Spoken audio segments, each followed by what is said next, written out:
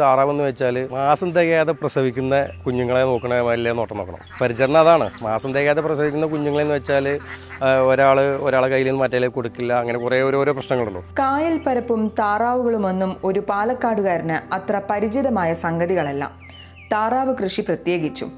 എന്നാൽ പാലക്കാട് എടത്തനാട്ടുകരക്കാരനായ മുഹമ്മദ് ഹനീഫ പ്രവാസ ജീവിതത്തിന് ശേഷം താറാവ് കൃഷി എന്ന ലക്ഷ്യവുമായാണ് 4 വർഷം മുൻപ് ആലപ്പുഴ അരൂരിലെത്തിയത്.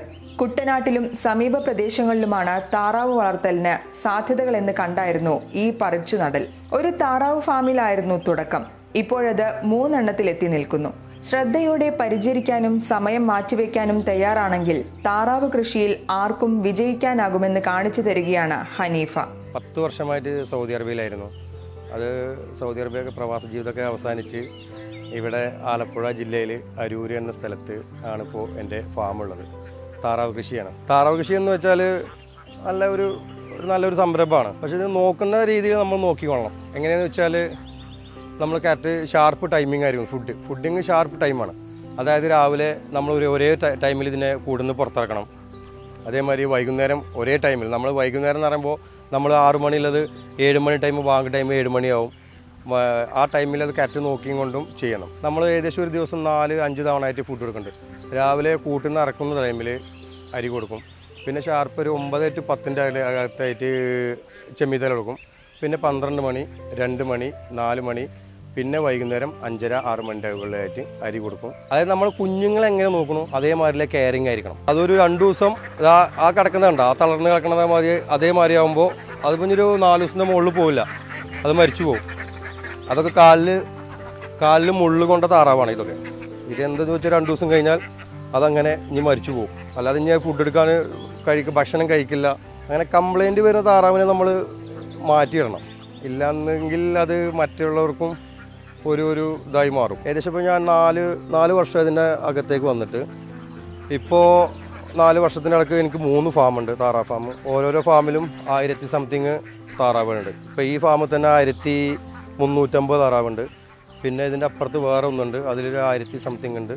അങ്ങനെ 3 ഫാമിലായിട്ട് 1000 സംതിങ് ഉണ്ട്. പിന്നെ താറാവിനെ പലരും പല രീതിയിലാണ് വളർത്തുന്നത്. ഞാനൊന്ന് റിച്ച് ആയിക്കോട്ടെ എന്ന് വെച്ച് ഒരു മോഡലായിട്ട് കൂടൊക്കെ ഒരു വലുതാക്കിയിട്ട് എല്ലാവരും ചെറിയ ഷെഡാണ് കെട്ടത്. വലിയ കൂട് കെട്ടി ഏകദേശം നല്ല എക്സ്പെൻസിലെ ചിലവിലാണ് ചെയ്തിരിക്കുന്നത്. ഇത് ഏകദേശം 3000 താറാവിൻ്റെ അടുത്ത് പോകും.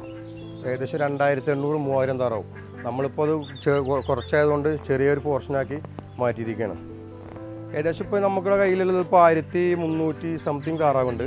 സംതിങ്ങിൽ ഏകദേശം ഒരു കുറച്ചൊക്കെ മരിച്ചു പോയി കാണും. ഇപ്പോൾ ഏകദേശം നമുക്കൊരു 700-750 മുട്ട വരുന്നുണ്ട്.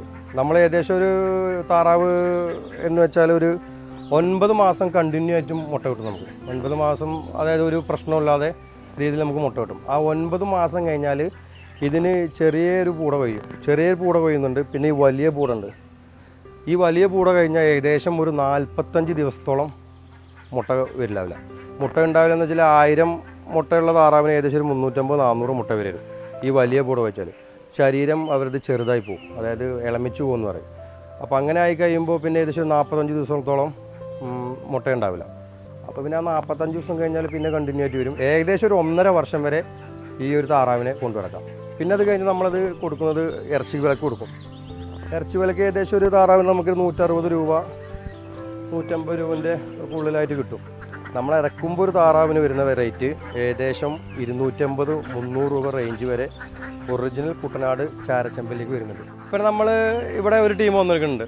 നമ്മൾ ഇവിടെ വന്ന് ഫാമിൽ ഒന്ന് എടുത്തു പോകും. ഫാമിൽ വന്ന് എടുത്തു പോകുന്നത് 9 രൂപയും 30 പൈസയുമായി കിട്ടുന്നു. 9.30. ഇപ്പോൾ ഈ പക്ഷിപ്പനി കാരണം ഇപ്പോൾ പോകുന്നത് 7 രൂപക്കാണ് ഒരു മുട്ട.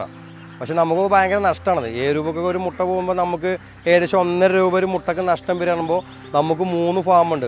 3 ഫാമിലും പാടെ വരുന്ന മുട്ട എന്ന് പറയുമ്പോൾ ഏകദേശം ഒരു 3000 സംതിങ് മുട്ട വരും. ഇപ്പോൾ ഈ പ്രാവശ്യം ഇപ്പോൾ എന്താ വെച്ചാൽ ഈ പക്ഷിപ്പനി ആയതുകൊണ്ട് ഈ ഒരു ഫാമിൽ മാത്രമേ ഉള്ളൂ. 2 ഫാമിൽ നമ്മൾ ഒഴിവാക്കി വെച്ചിരിക്കുകയാണ്. പക്ഷിപ്പനിയുടെ ടൈം കഴിയട്ടെ എന്നിരുത്തി.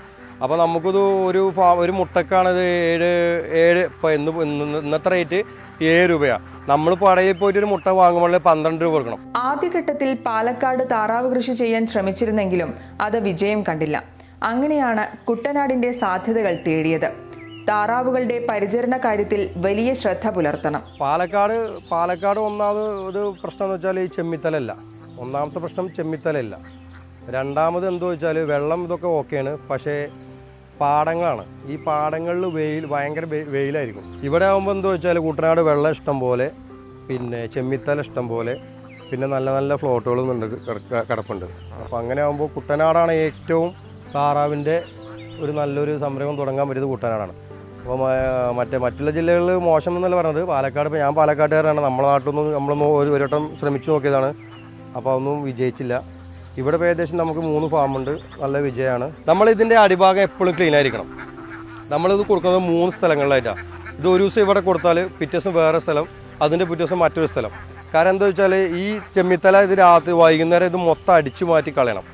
ഒന്നാമത്തെ പ്രശ്നം സ്മെല്ല് ഒന്നാമത് ഭയങ്കര ഒരു പ്രശ്നമാണ്. രണ്ടാമത്തെ പ്രശ്നം എന്ന് പറഞ്ഞാൽ ഈ താറാവിൻ്റെ കാലിൽ ഇതിൻ്റെ മുള്ള് കയറും. താറാവിൻ്റെ മർമ്മം എന്ന് പറഞ്ഞാൽ താറാവിൻ്റെ കാലാണ്. ആ താറാവിൻ്റെ കാലിൽ എന്ത് പറ്റിയാലും പെട്ടെന്ന് താറാവ് അടിച്ചു പോകും. കാരണം താറാവിൻ്റെ മർമ്മം കാലാണ്. അപ്പോൾ ഈ ചെമ്മിത്തലക്കൊക്കെ നല്ല മുള്ള് വരുന്നതാണ്. ഇത് വൈകുന്നേരം ആകുമ്പോൾ അടിച്ചു മാറ്റി കളഞ്ഞില്ലെങ്കിൽ അതിൻ്റെ കാലേ കയറിയുമ്പോൾ അത് ഇതായി മാറും. പിന്നെ ഏകദേശം കാല് കയറി കഴിഞ്ഞാൽ താറാവ് അത് അവിടെ കിടക്കും. പിന്നെ അതിന് ഫുഡും വേണ്ടി വരില്ല, ഒന്നും പാടില്ല. ഏകദേശം ഒരു 10 ദിവസം കഴിയുമ്പോൾ അതങ്ങ് ചത്തുപോകും. അല്ലെങ്കിൽ പിന്നെ നമ്മൾ അതിൻ്റെതായിട്ടുള്ള ചികിത്സയും കാര്യങ്ങളും കൊണ്ടു നടക്കണം. പക്ഷെ അതൊന്നും ഇപ്പോൾ നമുക്ക് ഈ 6,000 താറാവിൻ്റെ ഇടയിൽ കിട്ടില്ല. അത് പിന്നെ ക്ഷീണിതനാകുമ്പോൾ നമ്മൾ കാണാൻ കിട്ടുക. നമ്മളായിട്ട് തീറ്റ കൊടുത്ത് വളർന്ന താറാവാണ്. ഇവർക്ക് വേണ്ട ഫുഡ് നമ്മൾ എത്തിച്ചു കൊടുക്കുന്നതാണ്. അപ്പോൾ അതുകൊണ്ട് അവർ വെള്ളത്തിലേക്ക് ഈ 1300 താറാവിൽ ഏകദേശം ഒരു 10 താറാവ് 20 താറാവ് വെള്ളത്തിൽ ഇറങ്ങുള്ളൂ. അപ്പോൾ എന്താ വെച്ചാൽ ഈ ഫാമിലല്ല, പൊതുവെ എല്ലാ ഫാമിലും അതാണ് അവസ്ഥ. കാരണം അവർക്ക് വേണ്ട ഫുഡ് നമുക്ക് ഇവിടുന്ന് കിട്ടുന്നുണ്ട്. കാരണം നമ്മൾ ഈ യാത്ര ചെയ്യുമ്പോഴൊക്കെ യാത്ര ടൈമിൽ കാണാം കുറേ താറാവുകൾ വെള്ളത്തിലൂടെ ഇങ്ങനെ നടക്കുന്നു. പക്ഷെ അവർക്ക് അവരുടെ തീറ്റയ്ക്ക് നടക്കണവർ അവരെ വയറ് വിശന്നിട്ടാണ്. അല്ലാതെ ഞാനതിലതാണ് മനസ്സിലാക്കിയത്. കാരണം എന്താ വെച്ചാൽ നമ്മൾ ഈ 3 ഫാമിൽ ഏകദേശം 6000 താറാവിൻ്റെ അടുത്തുണ്ട്. ഏകദേശം ഈ 6000 താറാവ് ഓരോരുത്തർ കൊണ്ടുവന്നിട്ടാൽ ഒരു 100-150 താറാവിൻ്റെ മേലെ വെള്ളത്തിൽ ഇറങ്ങില്ല. കാരണം നമ്മൾ അടിച്ചിറക്കി കഴിഞ്ഞാലും ഇത് പോവില്ല. അതേമാതിരി ഇറങ്ങിയ ആ സ്പീഡിൽ ഇത് ഇങ്ങോട്ട് തന്നെ കയറി വരും. അപ്പോൾ അതാണ് അതിൻ്റെ ഒന്നാമത്തെ പ്രശ്നം. രോഗങ്ങൾ വരാനുള്ളത് ഒന്ന് ക്ഷീണമാണ്.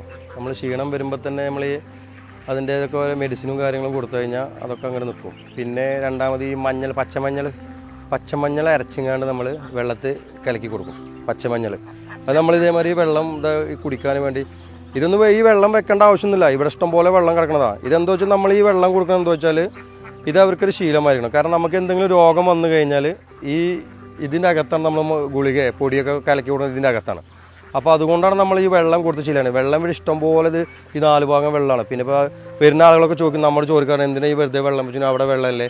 ഈ കൊടുക്കുന്ന വെള്ളം നമ്മൾ നല്ല പ്യൂർ നല്ല വെള്ളം കൊടുക്കുന്നത്. ഇതൊക്കെ ഈ ഇവിടുന്ന് കായലിൽ നിന്ന് അടിച്ചു കയറുന്ന വെള്ളം. അതിൽ കുറച്ച് ഉപ്പുണ്ടാവും. പൂർണ്ണ സമയം കൂടെയില്ലെങ്കിലും സുഹൃത്ത് അൻവറും ഈ സംരംഭത്തിൽ ഹനീഫയ്ക്കൊപ്പമുണ്ട്. താറാവ് കൃഷിയിലേക്ക് ഇറങ്ങിയ ശേഷം പ്രവാസ ജീവിതത്തിലേക്ക് തിരികെ പോകുന്നതിനെക്കുറിച്ച് ഒരിക്കൽ പോലും ചിന്തിച്ചിട്ടില്ല. തന്റെ സംരംഭം വികസിപ്പിച്ചെടുക്കുക എന്നത് മാത്രമാണ് അദ്ദേഹം സ്വപ്നം കാണുന്നത്. നമുക്ക് എല്ലാവർക്കും ഡ്രീം ഉണ്ടാവല്ലോ. നമ്മളൊരു 5 ഫാം, അത് 5 ഫാം മീൻസ് ഒരു 10,000 താറാവ്, ഒരു 10,000 താറാവും ഒരു 6,000 മുട്ടയും. അതാണ് നമ്മുടെ പ്രതീക്ഷ. അത് എത്ര കണ്ട് പോകണോ അത്ര കണ്ട് ഞാൻ ഇതിൻ്റെ പിന്നാലെ പോകും. ഇനിയിപ്പോൾ ഞാൻ അടുത്ത് 2-3 പോത്തും കുഞ്ഞുങ്ങളെ വാങ്ങാൻ കരുതിക്കണം. അതിൻ്റെ പഠനത്തിലാണ് എങ്ങനെ ഇത് രണ്ടും കമ്പയർ ചെയ്ത് എങ്ങനെ പോവാം. അപ്പോൾ ഇതിൻ്റെ ഈ ഭാഗം കാണുന്നതൊക്കെ നമ്മളെ സ്ഥലമാണ്. ഈ പ്രദേശം 9 ഏക്കറാണ്. അപ്പോൾ അതിൻ്റെ വൺ സൈഡിലൊരു കുറച്ച് പോത്ത് കൃഷി ചെയ്യാൻ പറ്റില്ല എന്നുള്ളൊരു ഇതിലാണിപ്പോൾ. അപ്പോൾ സൗദി അറേബ്യയിലേക്ക് ഇനിയിപ്പോൾ താൽക്കാലികം ഇല്ല.